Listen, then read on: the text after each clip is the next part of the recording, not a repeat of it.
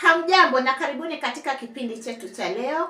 Leo ningependa tuweze kujifunza kuhusu nyakati tofauti. Na kabla tujifunze kuhusu nyakati tofauti, kama ni mara yako ya kwanza kuwa katika hiki kipindi, kindly subscribe to my YouTube channel, like, comment and share the video.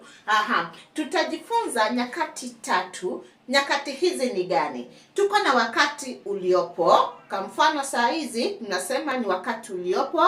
Tuko na wakati uliopita na tuko na wakati ujao. Kwa hivyo nyakati ni ngapi? Nyakati ni tatu ambazo tutaweza kuzungumzia siku ya leo.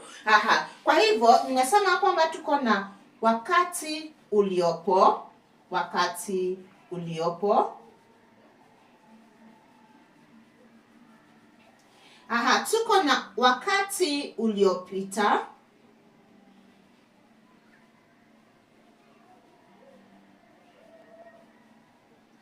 Na tatu, tuko na wakati ujao.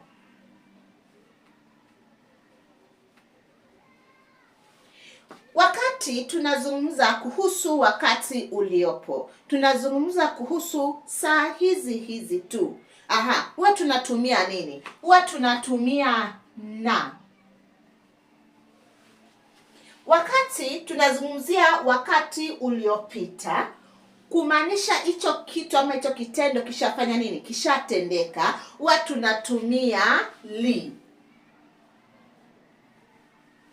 Wakati tunazungumza kuhusu wakati ujao, kumaanisha hicho kitendo bado hakijafanyika, tunangoja kukifanya, huwa tunatumia ta.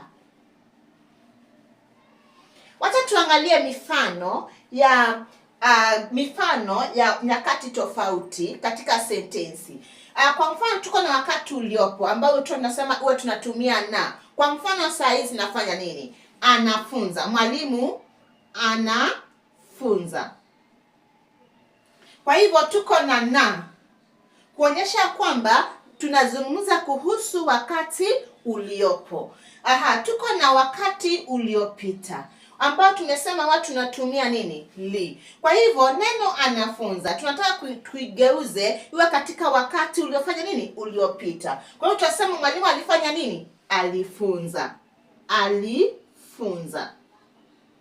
Kwa hivyo tuko na li hapa kuonyesha kwamba tunazungumza kuhusu wakati uliofanya nini? Uliopita.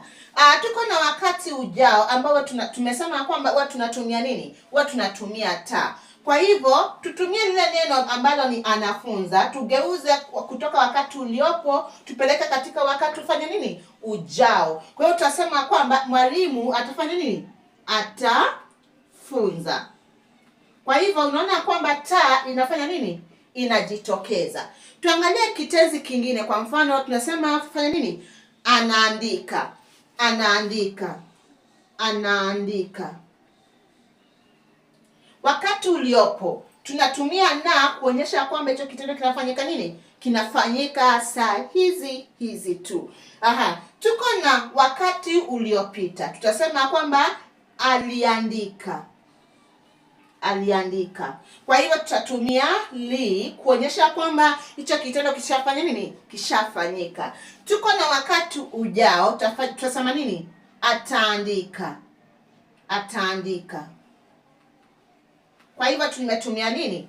Ta kuonyesha kwamba hicho kitendo bado hakijafanya nini? Hakijafanyika. Kwa hivyo wakati tunatumia nyakati tofauti, wakati uliopo, wakati uliopita, wakati ujao, kitu cha muhimu cha kuzingatia ni hizi silabi na, li na ta. Wakati uliopo tunatumia na, wakati uliopita tunatumia li, wakati ujao huwa tunatumia nini? Huwa tunatumia ta. Kwa hivyo itakuwa rahisi sana mwanafunzi au mtoto wako kuweza kutofautisha nyakati tofauti wakati atazingatia haya mambo tatu: na, li na taa, sababu itakuwa rahisi sana yeye kuelewa wakati uliopita, wakati uliopo na wakati ujao. Kwa hivyo asanteni sana kwa kutazama hiki kipindi. Kumbuka to subscribe to my YouTube channel kama ni mara yako ya kwanza kuwa hapa, ama kama hauja subscribe.